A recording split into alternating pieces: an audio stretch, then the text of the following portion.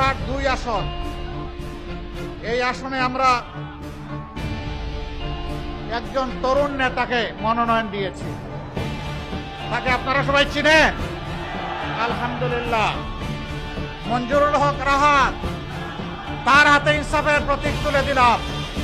আমরা তারুণ্যকে, যৌবনকে সম্মান করি, এই নমিনেশন তার প্রমাণ।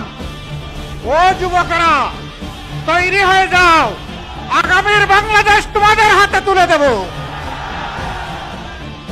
বাংলাদেশের ককপিটে তোমরা থাকবা, আমরা প্যাসেঞ্জার হয়ে তোমাদের পিছনে বসে আল্লাহর শুকরিয়া আদায় করব। বাগেরহাট ২ ভাই প্রতীক আছে? কোন সে প্রতীক? আরে ভাই আরো জুড়ে।